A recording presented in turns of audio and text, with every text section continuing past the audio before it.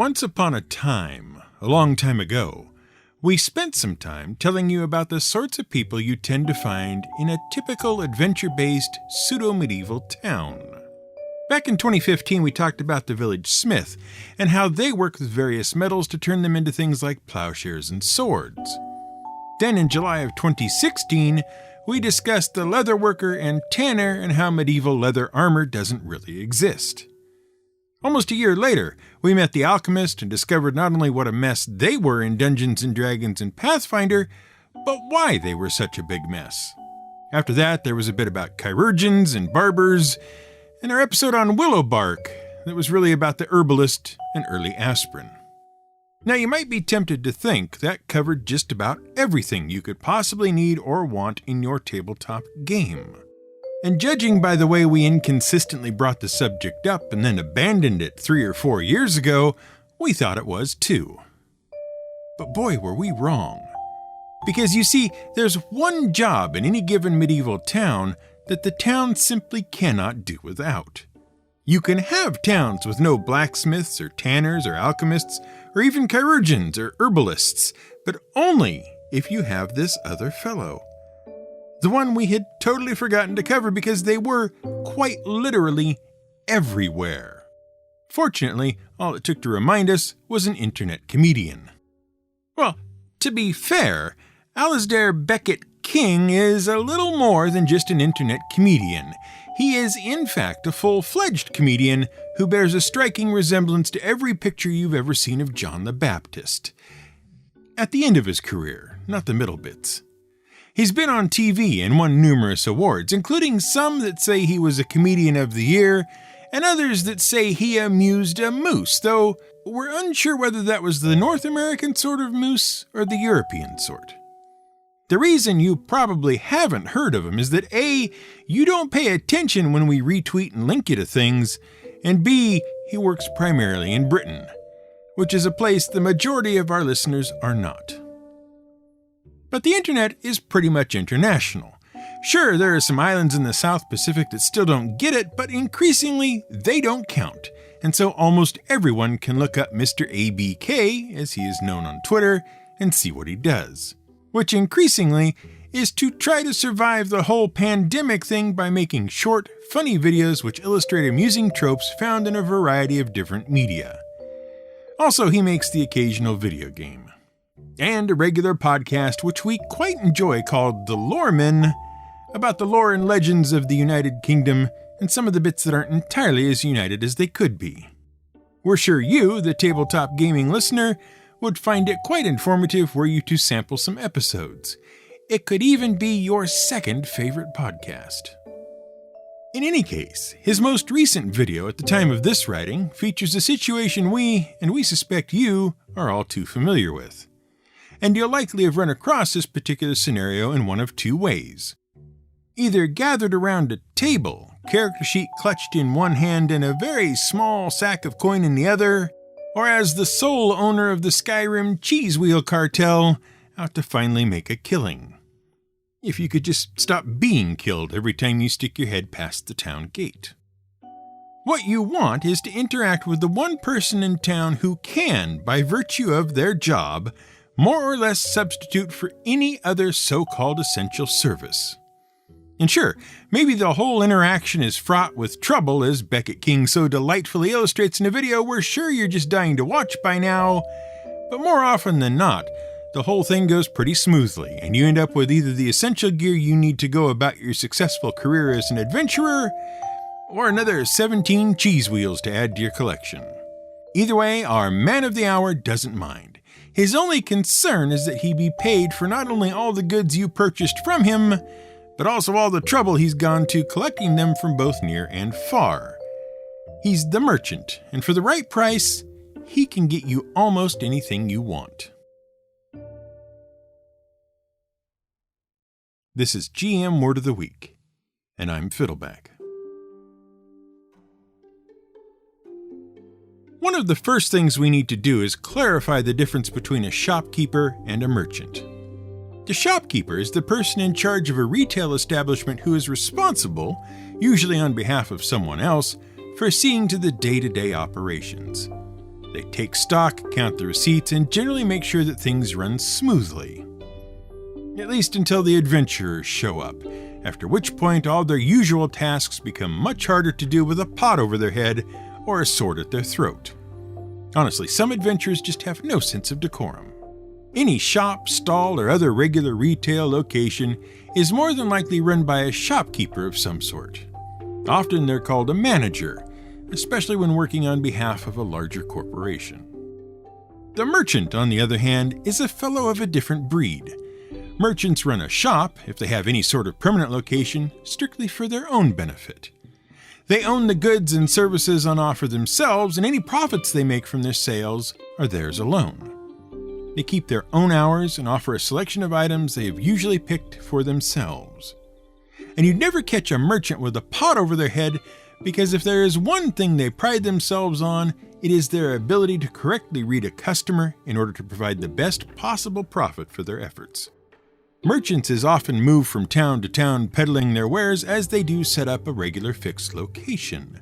And really resourceful merchants will make use of shopkeepers to run any such place. And frankly, merchants have been with us a long, long time. Practically since someone first noticed he had more pots than he needed and not enough sheep.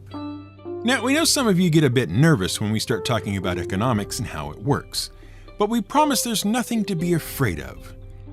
It's just that we might have to say the word fungible a couple of times. No, come back. It'll be okay. We promise. See, merchants deal mostly in commodities, that is, resources, that are more or less all identical to one another. One sheep looks pretty much like another when it comes right down to it. Mostly they all eat a lot of grass, produce a lot of wool, turn into roughly the same amount of meat at mealtime, and produce an equivalent unit of sheep during the spring, setting aside the two-part nature of the process. Even more so with pots. All pots of a given size hold the same volume of stuff, are made in generally the same manner of roughly the same material, and perform identical functions. There's not a lot of difference from one pot to another. And yes, for the purposes of this discussion, we are ignoring many things that might make one pot or sheep different from another. Just assume we are talking about pots and sheep. This means pots are, like sheep, fungible. A sheep is a sheep is a sheep. A pot is a pot is a pot. That's all fungible means. A commodity is fungible if one unit of the good is substantially equivalent to another unit of the same good of the same quality at the same time, place, etc. It has literally nothing to do with mushrooms. Completely different root words. Fungible comes from the same Latin root that gave us function and defunct, not the one that gave us fungus. Anyway, what a fungible commodity does is not only allow you to trade one of a thing for another of the same thing in an equivalent trade, because both identical things have the same value, but also trade one of a thing for a set amount of some other thing based on the value of both things. Back to sheep and pots. One sheep is worth one sheep. You can trade them straight across, no problem. They're effectively the same thing. One pot is worth one pot. Again, they are effectively equivalent. But the tricky bit is, what if Bob the Potter has some extra pots but needs a sheep? And what if Alice the Shepherdess has an extra sheep but needs some pots? The obvious thing is for them to trade their commodities. Except, how many pots are worth a sheep? Or is it, how many sheep are worth a pot?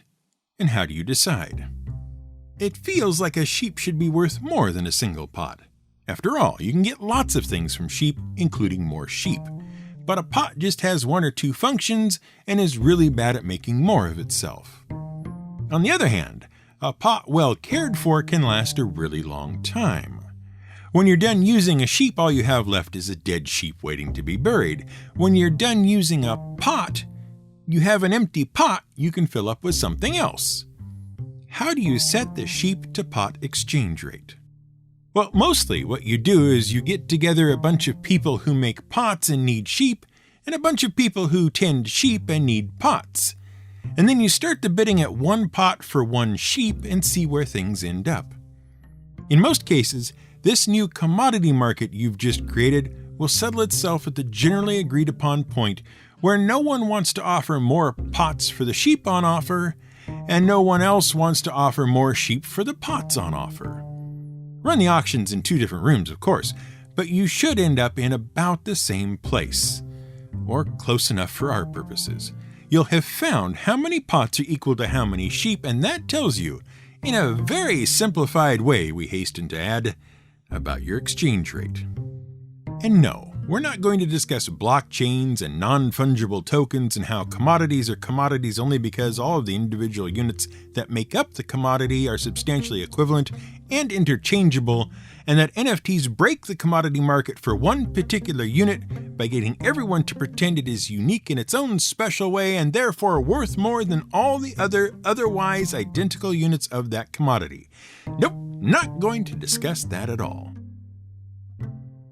Sadly, we do appear to have deviated somewhat from our initial topic, for which we do so apologize. Merchants and commodities, right. So now that a value has been set between pots and sheep, but really between any 2 different things and each other, as well as all the other things that are exchanged for either of the initial 2 things, say exchanging 1 sheep for 10 pots and then exchanging 5 pots for a sack of grain, which gives us an exchange rate of half a sheep to 1 sack of grain, by way of random example. Now that the value has been set, the merchant can enter the picture. What happens is that sometimes all the people in Hooterville who want sheep have all the sheep they want, and all the people in Hooterville who want pots have all the pots they want. So the market for both pots and sheep dries up. The potter has no incentive to make more pots because no one wants them, and he doesn't need any sheep anyway. Which also means there are a lot of excess sheep suddenly running around that many people wish would go away somewhere else very soon indeed. Well, soon enough, along comes Stephen, the merchant. He looks around and sees that there are a lot of sheep standing around doing not much of anything. However, they're all standing next to some pretty decent pots, and those are pretty keen too. So Stephen, the merchant, tells the people of Hooterville that he knows of a place across the mountains called Whiterun that is in desperate need of pots. Seems the shopkeepers keep breaking them for some crazy reason. Oh, and also, the people in a place way up north along the coast called, what was it again? Oh yeah, Icewind Dale need a lot of wool for their socks to keep their toes warm. If only there were some arrangement they could come to that means the people of Hooterville get rid of some sheep and pots, and the people elsewhere can have more pots for their heads and wool for their toes. Well, it turns out there is. The merchant's role is to take up the slack generated by too many pots, too many sheep, by exchanging money or sacks of grain from places that need pots and or sheep. That is, the merchant takes things that place A has extras of to a place B that wants it, and exchanges them for things place B has too much of that place A wants. At least that's half the job, because so far that's just a trader. No, the extra step to being a merchant is the ability to make their own market. In other words, rather than just trading a set good for a set other good, sheep for pots, the merchant will trade or sell almost anything for most any other thing. Sheep for pots, sure, if that's what you've got, but also sheep for wheat, sheep for cheese, sheep for hammers and socks and cloth and stools and whatever else you might make or produce that can be said to have any sort of value and that vaunted fungibility. And that value and fungibility is what makes it possible to trade any one commodity for any other commodity and arrive at approximately equivalent values, all things being equal. But often, all things are not equal. Sure, the commodities have an equivalent value, but what the merchant really wants to see is inequalities in supply and demand. A pot is a pot is a pot, sure, but the demand for pots in Whiterun is much higher than the demand for pots in Hooterville, where people have so many laying around they've taken to using them for shoes and doorstops and sheep feeders. They've just got too many of the things in Hooterville. You can buy them for a song, which the merchant does, because they know that if they go over the mountains to Whiterun, they can get 5 to 10 times what they paid for them and pocket the difference as profit. By constantly running back and forth trading pots in Whiterun for whatever it is Whiterun produces, cheese wheels say, and then running back the other way to Hooterville and dropping off those cheese wheels, trade routes are developed, and soon the Great Cheese Road becomes a major route for both commerce and culture. That's right, culture. Because don't you want to know what sort of place makes such amazing cheeses? Tell us something about the land of cheese you call Whiterun, merchant. And so the merchant does. And maybe he finds that the more and better stories he tells, the better his cheese sales go. So soon, he's telling people about the way folks dress and the sorts of buildings they build and the kinds of things they believe and do. And when he really gets rolling or the cheese sales are particularly slow, he tells them about some sort of beast or monster he pulls out of thin air, just to keep the locals entertained and buying cheeses. Then, centuries later, you find yourself fighting it at the dinner table with nothing but dice. But it goes beyond that as well. See, in selling his goods, the merchant has to keep track of purchases and sales in order to know how much of a thing he has, how much he should charge for it, and how much profit he should make. And in so doing, as he interacts with all the people involved in all the various bits of being a merchant, things like new ways of manipulating numbers, called mathematics, and new ways of writing numbers get spread around to new places and taken up. Even new ways of manufacturing the goods on offer get spread from place to place along the trade routes, and soon, even people in Constantinople are turning out silk shirts, even though China really doesn't want them to. See our episode on sericulture. Meanwhile, the merchants are getting more and more successful, and soon are making so much money that people are starting to get miffed about it. The thing of it is, much like today, people in the ancient world don't like other people making money if it doesn't really look like they're doing much work at all to get it. Why should you be all rich and drive around on fancy imported luxury camels while I'm stuck in this mud patch breaking my back shoveling mud for tuppence a day and having to ride share an old donkey? By the time first the Greeks and then the Romans come around, merchants are being treated worse than even 8th-class citizens. No one likes a merchant when they can't see how all the money is made, which was not to say that you had to do the work yourself in order to be respected. It was still perfectly acceptable to have other people, slaves for instance, do the work for you, as long as you had a lot of them. Note that being disliked didn't prevent merchants from continuing to make a whole lot of money and continuing to grow richer. And no one who had too much of something, or indeed too little of something, minded when the merchant came around willing to adjust the supply. Oh sure, you might object to the price a bit, but if you needed a thing, you needed a thing. You could always try waiting for the next merchant, but good luck with that, because you see, the merchants had got themselves organized. It wasn't too far into the whole business of being a merchant before one of the savvy little devils realized they weren't going to be able to regularly get to all the potential markets they knew about with all the goods that market needed. So in short order, merchants began hiring on other merchants to go around merchanting on their behalf.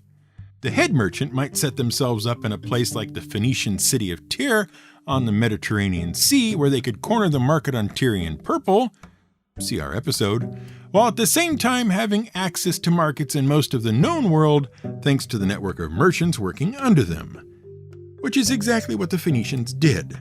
They were doing so well, they even set up extra cities just to have more places to conduct trade. This sort of thing went on for centuries, until the merchants grew tired of everyone poo-pooing them, even though they had all the important stuff, namely money. By the medieval period, merchants were a wealthy and powerful class all their own, and in about the 11th century, they decided to get organized and set up a thing called a guild. Things get a little complicated here, but generally what happened was that the first real guild was set up in the Netherlands in about 1020 CE. However, it was more like a fraternal organization for merchants than it was anything else. Over the next few decades, as additional guilds popped up in France and England, they started to organize and begin making rules about how trade could and could not be conducted. Eventually, the rules these guilds came up with were incorporated into the charters of market towns. That is, towns set up by royal charter or custom as places where it was legal to hold a market, which is part of what distinguished a town from a village or city. That's right, not just anyone could set up a market wherever they liked. They needed royal permission. Anyway, Eventually, in the early 12th century, someone got the bright idea in Germany to set up a sort of guild of merchant guilds, which they called the Hanseatic League. It became so powerful and so wealthy that it owned basically all the trade in and around the Baltic for about the next 300 years. As merchants continued to accrue wealth and power, it soon became possible for them to take on a different role. Some had so much money that they became financiers and organizers. They would hire their own agents to go out and do their merchant duties for them while they organized the logistics of various trading expeditions and were soon able to set up what amounted to merchant-specific colonies in all the world's biggest cities where their agents would conduct business on their behalf. And because of their expanding role in the growing complexity of their business, we owe much to the merchant. It's the merchant you have to thank for such wonders of the modern world as double-entry bookkeeping, commercial accountancy, lines of credit, and insurance. This commercial revolution was made possible in part not just by the complexity of the bookkeeping needed to organize what were, by the 13th and 14th centuries, vast networks of merchants, guilds, and their agents, as well as the various shipments of goods moving back and forth through the world, but also by an increased level of trust in the merchant and his organization and record-keeping that meant, during the Crusades, for instance, you could deposit a quantity of money at one end of your travels and draw it out again at the other without needing to risk it on the journey in between. And because they were so trustworthy and powerful, the merchants could trust you, too. You absolutely will pay back the merchant's loan you used to finance your purchases, go to school, buy that house, whatever. Otherwise, all they have to do is tell every other merchant they know, and that's a lot, that you won't. Here, take this little plastic card. What could possibly go wrong? Also, check out Alasdair Beckett King. He's a comedy merchant.